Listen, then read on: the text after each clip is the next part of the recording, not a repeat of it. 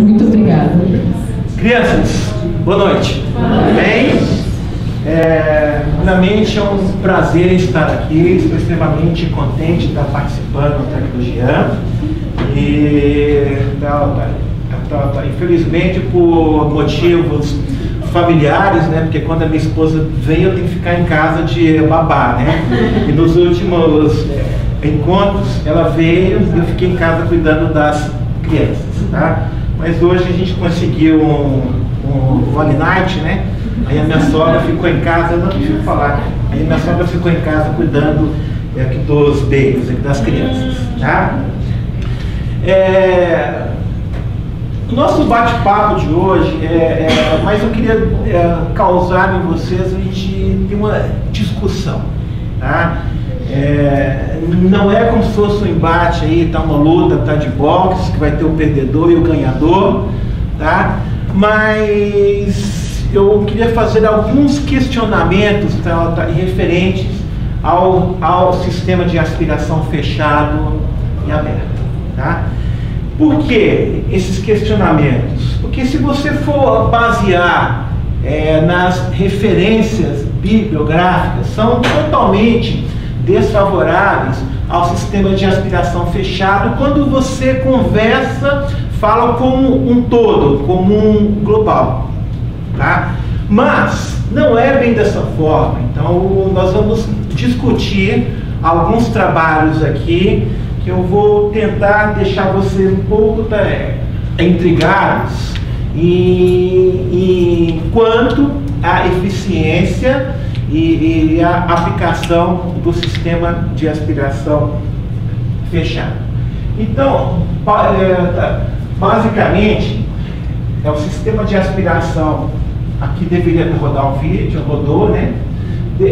Seria o sistema aberto, tá? Envolve uma desconexão do tubo do ventilador mecânico e a introdução de uma sonda descartável no tubo orotraqueal. Já quando nós vamos para o sistema de aspiração fechado, que foi um sistema desenvolvido para ser uma forma mais segura de aspiração em ventilação mecânica, durante a ventilação mecânica, que consiste em uma sonda de aspiração envolta por uma capa plástica conectada a um tubo orotraqueal e um circuito de um ventilador mecânico. Então, basicamente, aquele que você desconecta, despressuriza, introduz a sonda, e aquele que você não precisa despressurizar, desconectar do ventilador mecânico. E aí? Qual que seria o melhor sistema de aspiração? Aberto ou fechado? Aí que a gente acaba se questionando, uns pendendo para o lado aberto e outros já pendendo para o lado fechado. Então vamos conversar quando se fala pela incidência de pneumonia associada pela ventilação mecânica, a PAV, né? Que aquele indicador que todos nós aqui gestores somos cobrados diretamente para não ter PAV. A PAV tem que ser sempre próxima de zero, tá? E aí quando a gente começa a fazer revisões bibliográficas comparando o sistema de aspiração fechado na diminuição das pneumonias da PAV, o que você tem? Uma meta-análise feita em 2006 e outra em 2007, além de uma revisão sistemática em 2010, que concluíram que não há evidências que indique diferença entre os dois sistemas de aspiração fechada em relação do risco da PAV. Tá? Isso aí é o que fala as meta-análises, quando você avalia só o sistema de aspiração fechado com o intuito de diminuir as pneumonias. Mas nunca nós pensamos, nós como gestores que estamos lá trabalhando, que temos como obrigação de diminuir as PAVs, não é só o sistema de aspiração fechada que vai resolver, que vai jogar a pá lá para baixo. Você tem que ter um bundle, você tem que ter um conjunto de medidas e de cuidados que vai levar, que vai ajudar a levar essas partes aí para próximo de zero. E além disso, um protocolo de despertar diário, sedação mínima, né? Desmame da ventilação mecânica. Então, quando você avalia de uma maneira toda, com certeza, o sistema de aspiração fechada, ele não vai diminuir as paves, tá? Isso é fato, tá? Mas o que vai ajudar a diminuir as paves, o sistema de aspiração fechado, ele é presente, ele tem que estar presente, mas ele não vai ser só ele que vai resolver a situação das pneumonias associadas pela ventilação mecânica. E aí, quando nós conversamos sobre mortalidade, tempo de UTI e tempo de ventilação mecânica, que é o que todos nós, tá, perseguimos, né? Diminuir a mortalidade, diminuir o tempo de ventilação mecânica. Aí nós vamos para estudos. Sem sombra de dúvida que os desfechos de mortalidade, tempo, permanência de UTI, tempo de ventilação mecânica são os principais interesses de quem atua em terapia intensiva. Todos nós perseguimos isso aí. O foco nosso é diminuir, melhorar esses indicadores, tá? Nos trabalhos pesquisados não foram encontradas diferenças significativas, tá? Esses resultados sugerem que tanto faz usar o sistema de aspiração aberto quanto o fechado. Nenhum dos dois parece ter um impacto sobre essas variáveis. Então, não quer dizer que o sistema de aspiração fechada ele vai ser responsável por diminuir a mortalidade, diminuir o tempo de ventilação mecânica, tá? E as pneumonias associadas à ventilação mecânica. Tá? Então, isso quando você avalia de uma forma global, o sistema de aspiração fechada, ele é desfavorável. Não é legal para ele. Aí vamos ver. Esse trabalho, um trabalho francês, feito pelo professor Jean-Jacques Roubi, ele comparou sistema de aspiração fechado e aberto. Qual é que aspira mais? O maior dos questionamentos é que o sistema de aspiração fechado não aspira da mesma forma que o sistema de aspiração aberto. O professor Jean-Jacques Roubi chegou à conclusão nesse trabalho que o sistema de aspiração fechado ele é aberto, ele é superior em relação à quantidade de massa, quantidade de muco de secreção retirada durante a aspiração. Tá? E aí, o que ele mostra aqui? Fechado sai com certeza menos secreção do que o aberto. Aí ele também jogou aí quanto de pressão que eles usaram para poder aspirar esses pacientes. Eles usaram uma pressão negativa aí, um vácuo de menos 200 e um vácuo de menos 400. Quando jogou esse aumento dessa pressão do vácuo para 400, ele conseguiu tirar mais secreção. Mas aí, mesmo assim, isso não quer dizer que quem tirou mais secreção não foi os sistemas aberto e fechado, foi a quantidade da pressão negativa que foi usado para aspirar esse conteúdo, tá? Esta secreção pulmonar. Esse trabalho da professora Jean-Jacques Roubi foi em 2006. 2007, 8, 9, 10. Em 2010, a Associação Americana de Cuidados Respiratórios lançou um guideline sobre sistema de aspiração fechada, sobre aspiração. Tá? E uma das coisas que eles comentam nesse guideline, que acaba mostrando que este trabalho está de 2006, ele estava errado, porque nesse trabalho de 2006, da professora Jean-Jacques Roby, eles usaram as sondas de aspiração de número 12, padronizada para todos os pacientes. Já no guideline, nesse guideline, a partir de 2010, eles recomendaram uma revisão de todo o calibre das cânulas.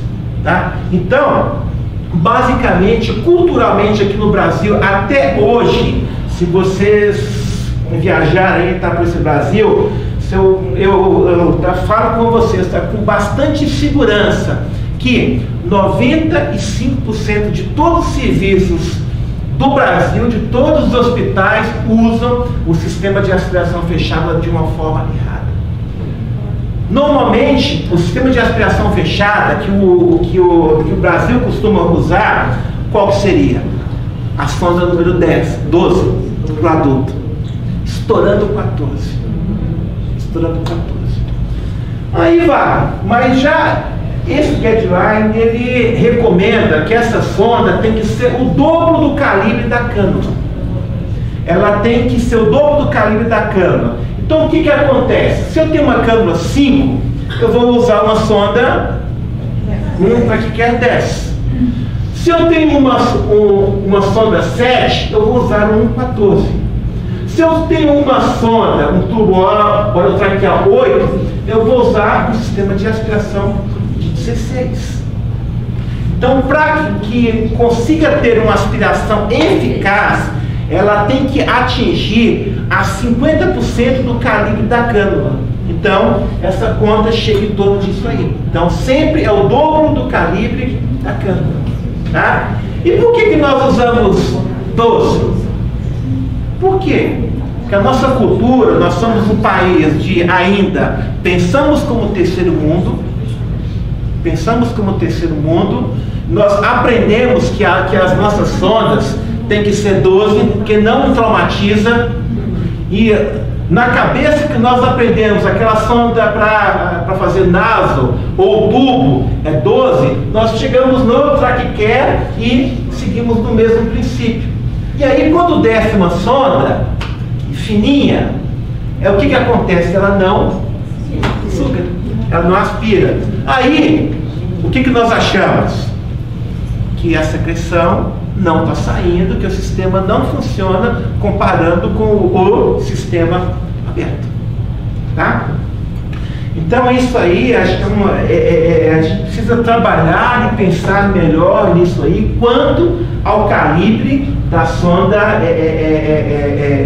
que nós vamos usar no nosso paciente. Então sempre baseado já nesse guideline, todos os trabalhos novos, agora já se recomenda, depois de 2010, trabalhar com o dobro do calibre da cânula. Grande parte de vocês aqui, vamos dar exemplo, trabalham em UTI adulto. Uma cânula de UTI adulto parte de quanto? 7, 8, entendeu? E aí, eu não tenho, está na minha UTI, mais um sistema de aspiração fechada 12. Só tenho o 14 e o 16. Porque é o que vai, tá?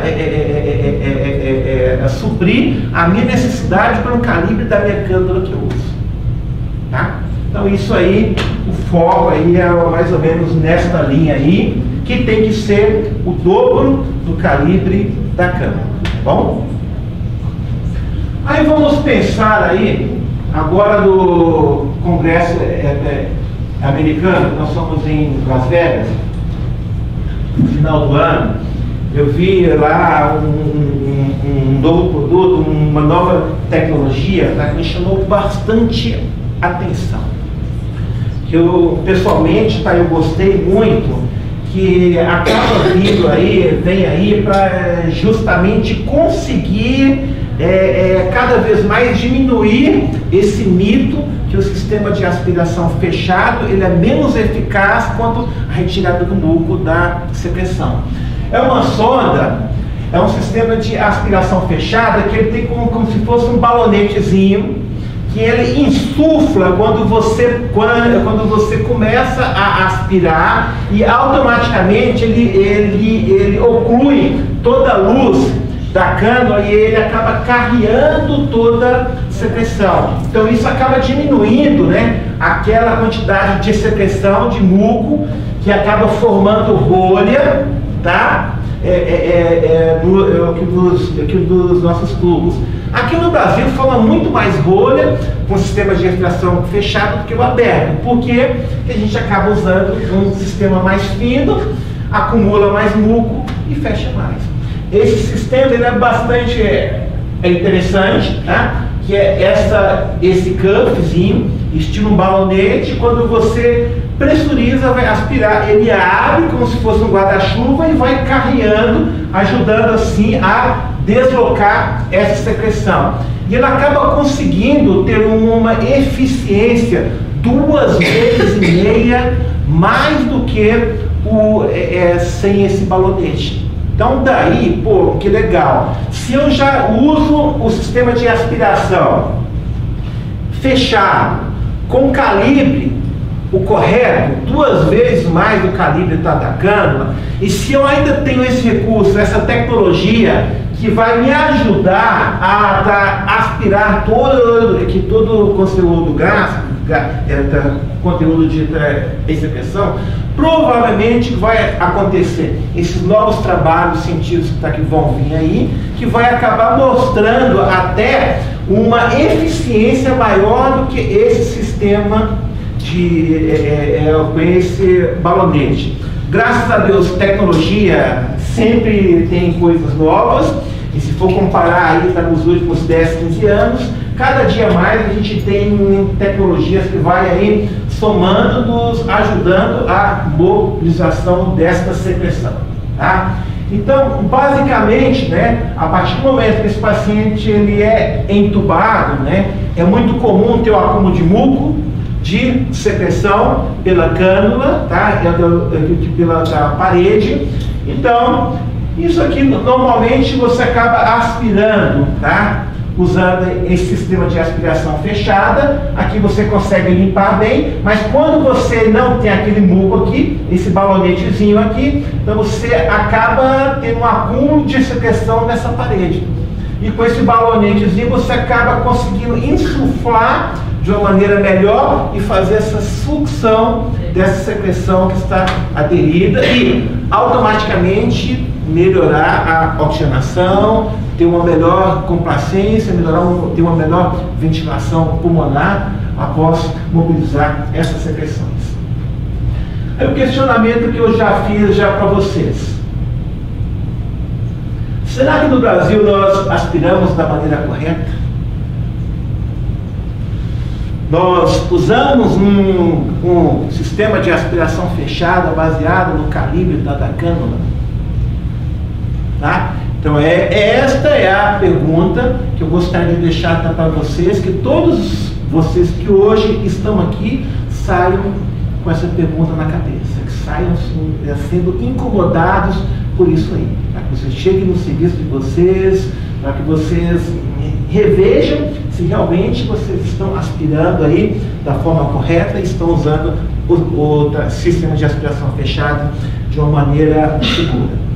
E olha, nós estamos aqui em São Paulo na elite do Brasil. Elite do Brasil. Saem para fora, vocês não têm a noção do que, como é feito lá. Tá? Será que a asepsia da aspiração, a aspiração dos nossos pacientinhos aí, por esse Brasil afora, é feita da maneira correta? Será que os nossos colegas da enfermagem, ou até os nossos colegas fisioterapeutas, estão aspirando de uma forma correta?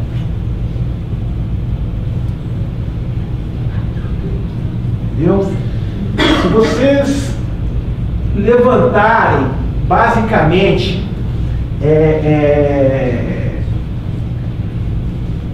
a equipe de vocês, se não tem nenhuma falha durante o processo de aspiração, se a equipe da enfermagem tem alguma falha, eu te garanto para vocês que estatisticamente vocês vão encontrar mais de 50% de falhas no processo. Isto pensando em sistema de aspiração aberto. O sistema de aspiração fechado, isso vai diminuir significativamente a incidência de falhas. Se nós trabalhamos hoje com 50% de falhas, com o sistema fechado, isso cai bruscamente. Então acaba nos ajudando a diminuir essas incidências aí, tá? Que nós estamos aí atrás em busca disso aí, tá? Eu confesso para vocês que eu, por exemplo, errei muito na minha vida profissional. Eu era considerado como um carrasco Mengele para poder aspirar os meus pacientes. Eu ficava lá aspirando durante meia hora, quando o paciente não via Jesus, eu não parava. Ficava fazendo aquelas pressões negativas do cara coitado, dessaturando. E eu errei muito. Tá? Será que a nossa equipe também não está errando? Tá? Então isso a gente precisa rever isso aí de uma maneira mais segura, de uma maneira que eu vejo que dá para poder diminuir esses eventos adversos, essas falhas durante a aspiração, usar mais sistema de aspiração fechado. Aí quando você começa a avaliar, não só como diminuição da mortalidade, diminuição de PAV, tempo de internação, quando você avalia separadamente situações clínicas, por exemplo, como variáveis da pressão arterial média, frequência cardíaca, saturação de O2 da periférica, tá? Então a gente acaba encontrando diferenças estatísticas favoráveis ao uso do sistema de aspiração fechada. Então você tem revisões sistemáticas nesse trabalho aqui, que avaliou a saturação periférica de O2. Foram 6 artigos científicos. Em 5 dos artigos científicos, estatisticamente teve comprovação que, usando o sistema de aspiração fechado, você consegue diminuir sensivelmente a queda da saturação. Esse trabalho aqui também, então, um trabalho italiano, e que eles usaram, eles fizeram um comparativo de sistema de aspiração aberto com sistema de aspiração fechado. Neste primeiro item aqui, nós temos a saturação do nosso paciente durante a aspiração com o sistema aberto. Então, naturalmente, quando começa a aspirar, com o passar de alguns segundos, a saturação ela começa despencando. Ela vai caindo, ela vai indo ladeira abaixo. Já quando você compara com o sistema de aspiração fechada, não há essa queda da saturação. Então você manter uma estabilidade dessa saturação sem ter queda significativa. Aí vamos ver também quanto ao volume corrente. Tá? Quando eu desconecto, despressurizo, tá? O que aconteceu aqui com o volume corrente? Ele teve uma queda brusca, o volume corrente zerou e chegando até ter uma sucção, uma pressão negativa, tirando até o volume residual do paciente. Então, colapso. Isso quer dizer que o alvéolo ele fecha. Ele fecha. Tá? E quando você compara o volume corrente durante a aspiração, tá?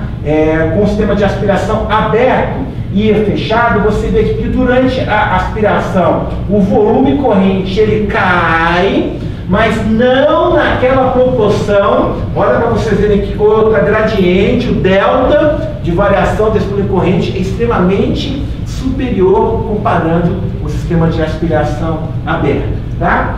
E sem contar também que a pressão nas vias aéreas, ela desaba e muitas vezes chega a ter uma pressão negativa. Então isso acaba causando uma despressurização, tá? Um fechamento de muitas áreas ventiladas, tá? Então esse trabalho aqui mostrou, tá, que quando você avalia as variáveis, tá, é extremamente significativa, positiva em usar o sistema de aspiração fechada.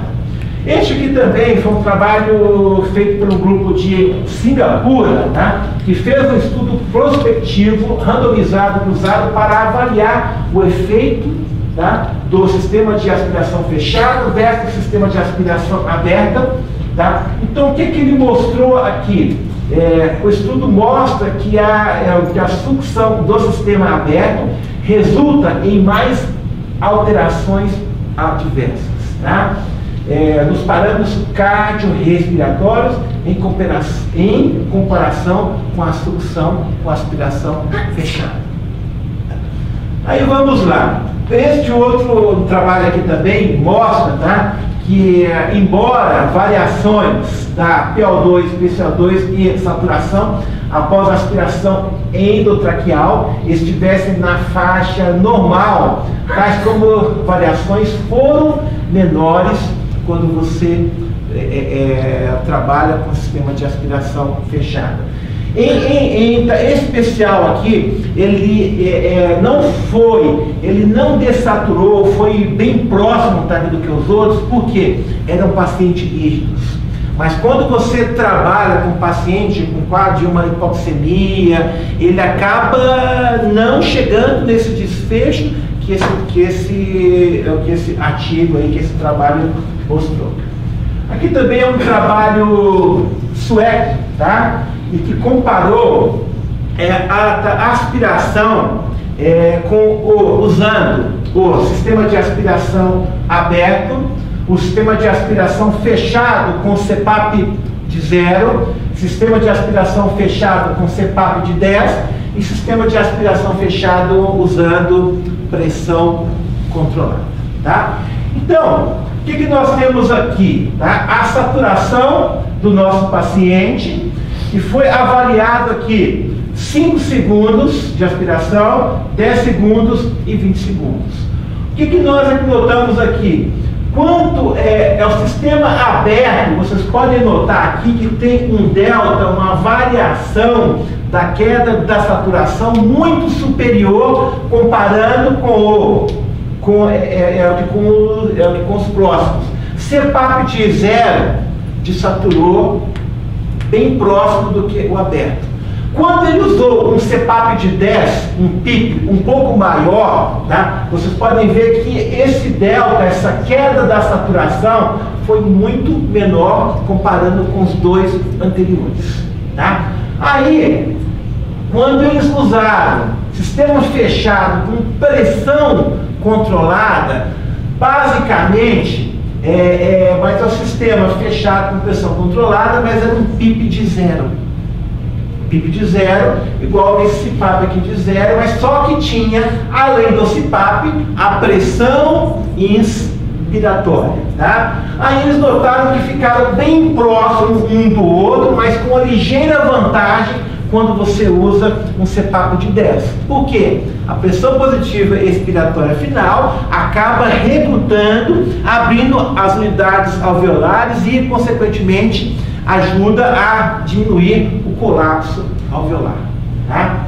Aí, quando você vai aqui para a área da complacência pulmonar, tá? Então você vê aqui que comparando o sistema aberto e o CPAP de 0, teve uma oscilação grande de complacência. Cada vez mais que você vai andando para um CPAP maior, para uma pressão controlada, há uma variação menor de complacência. Então isso quer dizer que teve uma perda menor de volume, teve um menor de recrutamento alveolar.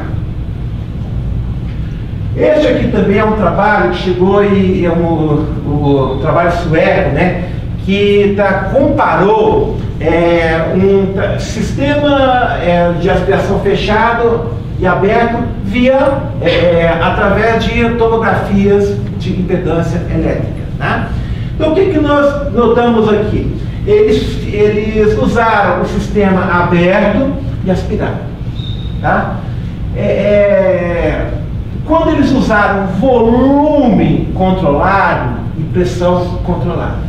Quando eles ventilaram a volume controlado, que vocês notam aqui que tem um volume próximo de em torno aí de 600 a 6 ml, em torno disso. Quando você aspira, teve uma queda abrupta, tá? Porque dessatura, despenca e acaba fazendo o volume ele cai todo. Quando você conecta, se eu estou ventilando a volume controlado, a máquina passa a injetar aquele volume corrente fixo e naturalmente, com o passar dos minutos, 30 segundos, 10 minutos, o volume corrente ele logo estabilizou, tá? Então, basicamente, teve uma discreta queda de volume corrente após a aspiração. Aí, quando eles usaram a pressão controlada, que é aquela pressão que você predetermina com o intuito de vencer uma resistência da caixa torácica. Então, eles recrutaram da forma de pressão controlada.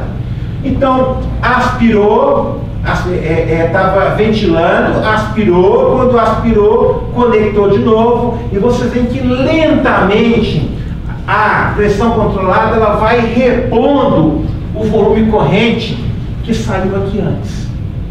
Então quer dizer que após 15 minutos o volume corrente que estava antes é menor do que o volume corrente 15 minutos após. Então, antes era maior, vamos chutar aqui 500, e depois ficou a 400 ml. Então, isso quer dizer, quando você ventila a pressão, e quando você aspira, quando você reconecta no ventilador, tá? A pressão ela é menos eficiente para poder reverter a área de hipoxemia, o colapso causado pela aspiração. Tá? Então, neste trabalho aí já nos deu uma ideia que se deve aspirar usando volume controlado, que você consegue atingir, tá, o volume corrente que você estava ventilando antes de uma maneira mais precoce, comparando com a pressão controlada. Tá? Então essa aí que foi a ideia deste trabalho sueco aí. Então as áreas aeradas, as áreas ventiladas, tá? Foi recuperadas mais precocemente quando você aspirou a volume controlado do que a pressão controlada. Nesse mesmo trabalho aqui, né, agora de uma forma diferente da que mostrar, este azul aqui seria as áreas aeradas, as áreas ventiladas da forma de volume controlado e aqui pressão controlada. Então você vê que aqui está mais superior, tem um melhor volume corrente comparando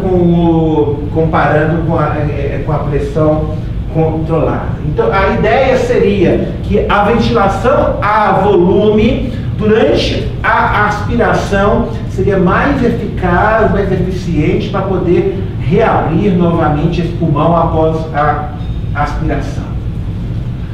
Este aqui também é um trabalho que foi capitaneado pelo professor Brochard, tá?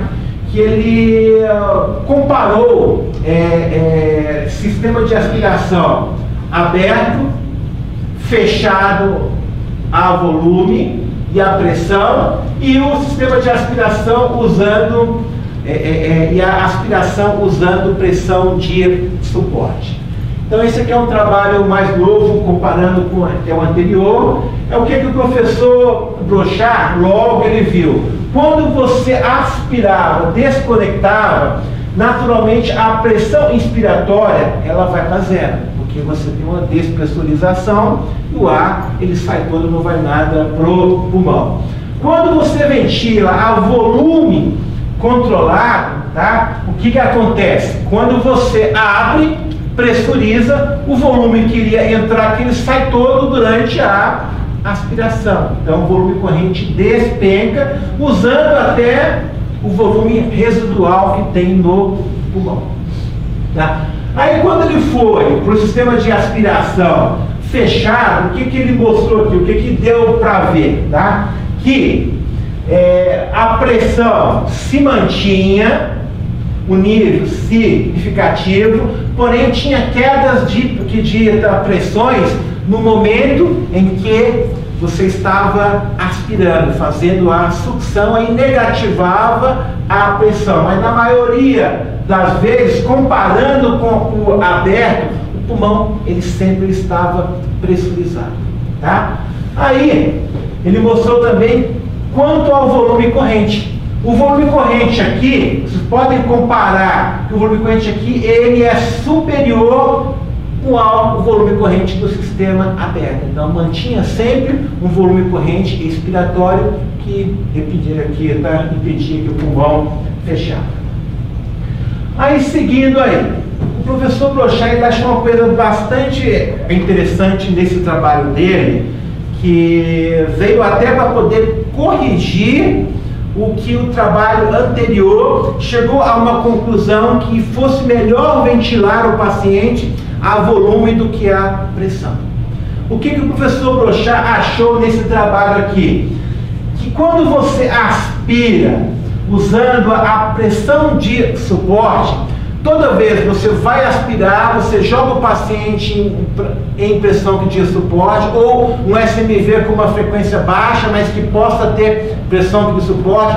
Toda vez que você pressuriza, que você aperta o botão do aspirador, você tem uma oscilação de fluxo, de pressão que nas vias aéreas. Então a máquina entende essa forma de fluxo e o que ela faz? Ela dispara a pressão de suporte. Então isso você conseguia manter uma pressão maior comparando com os outros e consequentemente também manter um volume corrente melhor do que o aberto, o fechado com volume, do que e o superior com a pressão de suporte. Então a ideia que era anteriormente aqui, há 3 minutos atrás, era aspirar usando volume controlado, mas nesse trabalho do professor Brochard, ele já consegue nos mostrar que durante a aspiração você consegue manter uma pressão média, manter sempre o pulmão mais pressurizado, ter um melhor volume corrente durante este momento, durante o processo de aspiração, quando você usa pressão de suporte. Porque a partir do momento que você iniciou, pressurizou, tem uma despressurização, negativa a pressão e a máquina dispara um ciclo de uma pressão de suporte. Tá? Então você consegue, com certeza, manter uma pressão média de vias aéreas superior, comparando com os dois, e, consequentemente, o melhor volume corrente, usando o sistema de aspiração fechado. Aí vamos lá, considerações. Implantação de um protocolo de aspiração.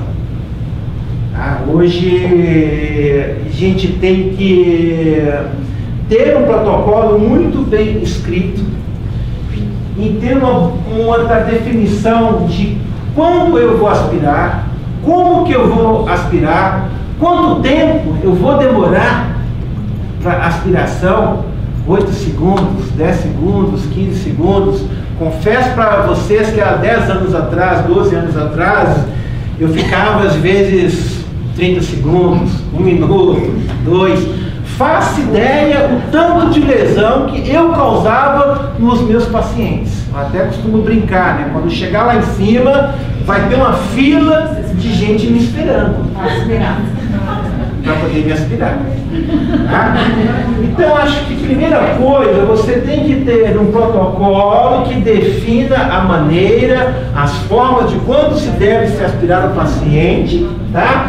E só aspirar somente quando necessário. Tá? Nós temos a nossa cultura, né? Aspirar manhã, tarde, noite 1, noite 2, porque o fisioterapeuta tem pânico de ouvir do técnico, às vezes do enfermeiro, físico, você quebrou a mão, atendeu o paciente e não aspirou. A gente tem pânico disso. E muitas vezes o paciente não tem buco, não tem secreção e você acaba submetendo esse paciente a situações totalmente desfavoráveis. Tá? Então, somente aspirar quando necessário. Usar sempre, gente, sistema de aspiração fechado. Tá? Nós não estamos ainda. Vamos chegar um dia no primeiro mundo. Quando você vê esses filmes de treinamentos, de aspiração no primeiro mundo, você fala, gente, que loucura, a gente não usa nada disso, ninguém usa isso. E nós somos a elite do país. Na elite do país, nós não fazemos, grande parte das vezes, da maneira correta. Não só depende da gente, mas da equipe da enfermagem. E o sistema de aspiração fechada, ele vem aí para nos ajudar a diminuir essa quantidade de eventos adversos durante a aspiração. Tá? Aspirar, mudando a modalidade para pressão de suporte. Tá? Nesses trabalhos aí é o que nos consegue mostrar uma melhor eficiência nessa reposição desse volume, uma diminuição desse colapso após a aspiração, comparando com o aberto, comparando com o volume controlado, com pressão controlada. O que é superior é a pressão de suporte. Outra coisa também que a gente já parou para poder pensar quanto de vácuo que eu vou ligar para aspirar o meu paciente? Vamos. Será que vocês cuidam? Quanto de pressão vocês estão dando lá para poder aspirar o paciente? Eu, antigamente, a maior pressão que eu conseguia lá no meu vácuo era melhor. Eu queria aspirar até. Não é? E você sabe que quando você usa uma pressão de 200, você tem uma queda de 38% do volume corrente do paciente. Quando você usa uma pressão negativa de 400, que é a média que nós usamos, 350, 400, então você acaba sugando tanto de uma maneira que essa pressão ela sai 400 da rede, mas quando ela chega dentro do sistema que é fechado, ela... Então é isso que a gente tem que pensar em controlar. Da mesma maneira que quando a gente está com o paciente, está com a aspiração supraglótica, que a gente tem tal cuidado para manter essa pressão negativa de menos 20, tá? Para não correr de ter lesão de traqueia. Não faço ideia, uma pressão negativa de menos 300, de menos 400, que é o que está no vácuo. E todos os nossos vácuos eles vão até no final. Te garanto que são poucos serviços que cuidam, que monitoram essa pressão. Isso é cuidado, isso é um indicador de segurança. Nós, gestores, nós temos a função de ficar atento a isso. Confesso a vocês que depois desse bate-papo, eu vou ter que rever o meu protocolo de aspiração. Tem coisas que eu vou precisar mudar. Tá? Evitar estilar soro fisiológico. É cultural, né? É cultural não? Toda vez que você prepara para poder aspirar um paciente, você já leva um kit pronto, né? Soro fisiológico, a seringa, vai jogando aquele soro fisiológico. É que você não aspira, empurra aquele líquido para baixo. empurra a flora que está alta, que está extremamente contaminada, e vai descendo. Então, aumenta a incidência da infecção, aumenta o colapso alveolar e complica a vida do doente. Então, são coisas que, por exemplo, nesses 2 últimos itens aqui, vou ter que rever no meu serviço. A gente vai ter que conversar sobre isso. Está errado, tá? Vamos ter que pensar de uma forma que a gente consiga trabalhar, tá? Sem levar esse paciente a complicações. Crianças, muito obrigado. Foi rapidinho aí, mas espero que tenha deixado vocês aí uma pulgazinha na orelha. Eu acho que tem coisas que a gente pode rever, tá? Então, tem muitos conceitos aí que já vem caindo por água abaixo, e às vezes a gente tem uma certa resistência para mudar, mas a vida segue, a gente precisa mudar, e cada vez mais nós somos mais cobrados para trabalhar com segurança e com resultados. Ok? Obrigado, um abraço a todos.